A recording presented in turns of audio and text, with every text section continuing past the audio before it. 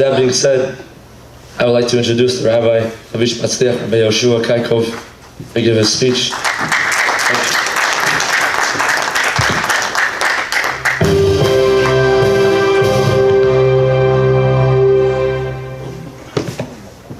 Thank you for the intro, Menashe. Beautiful intro. I apologize for making you work with the voice. We want to shoot the kahal, shoot the rabbis that are here today. I want to thank Ori Bitan, Hazanim, Shimon Derry, and Nathaniel Cohen. We had Nathaniel Cohen here for Shaharit and Shabbat. It was one of the best davenings that I've experienced in my life. I want to say, first of all, that this night is not possible without the sponsors. I want to say that one of the people sponsored anonymously, Leilu Nishmat Zulay Bat Sarah Ruh Hashem Tenachena Began Eden, and also Refuah Shlema for Gabriel Ben Osnat. I want to say a few words before we introduce our rabbi to speak.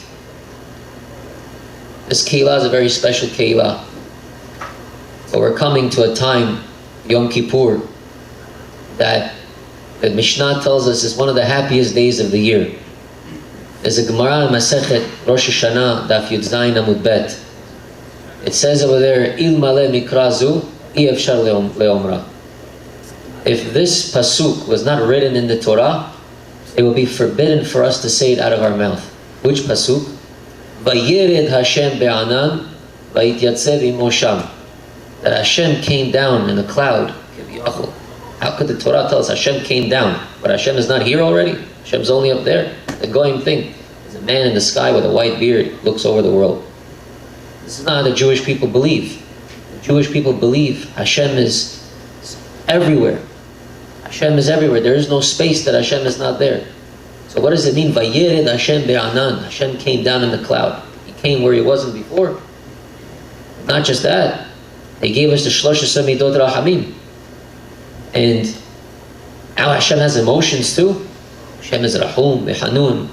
Person has mercy. He becomes weak to his mercy. He sees a child starving.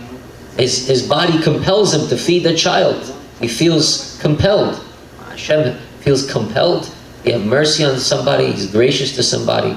How could there be limitations on HaKadosh Baruch Hu? Listen closely. The Shlosh Midot Rahamim.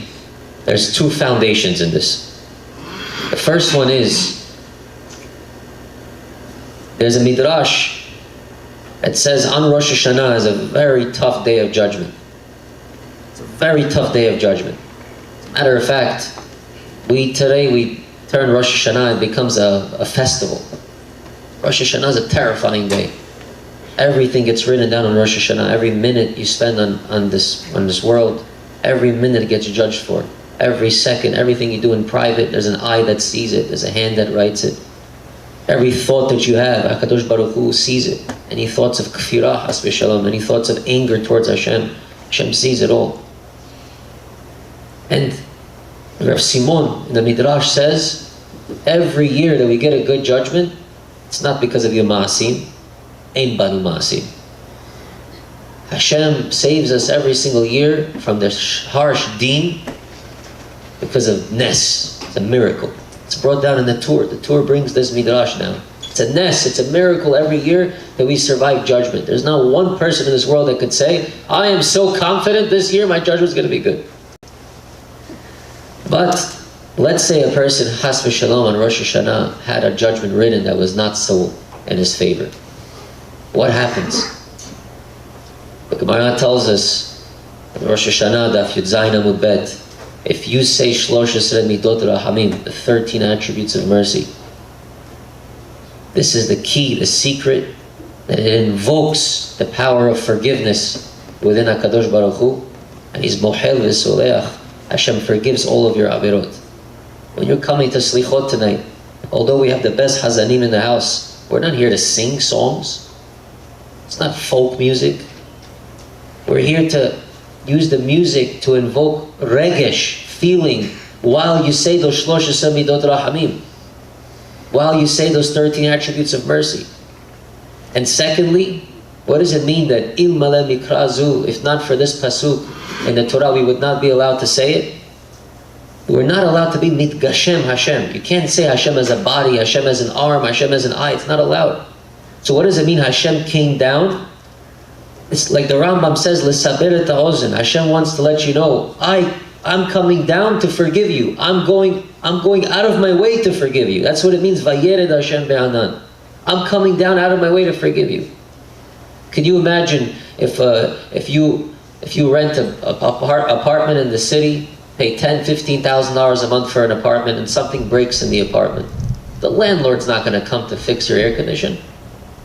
The landlord's going to send one guy for $30 an hour to fix your air conditioner. Hashem says, I'm not like that. Vayered Hashem be'anan. Hashem came down, created an anan, to show an illusion, just to make you feel like He Himself is dealing with you one-on-one.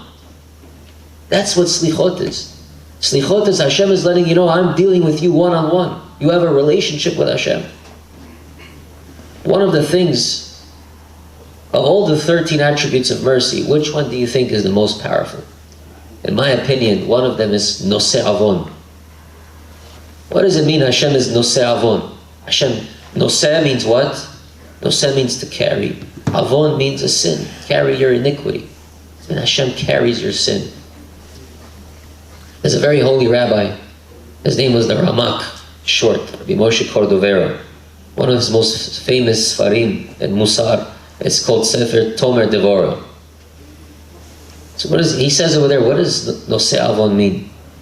He says when a person does an Averah, he puts desire in the Avera. He has warmth in the Avera. Person is hungry. He eats taref. He does an Avera. He creates a malach, a bad malach, a kategor. And this malach now needs to eat. This malach that he created needs to eat. So this malach goes up to Shamayim. Says to Hashem, Hashem, feed me.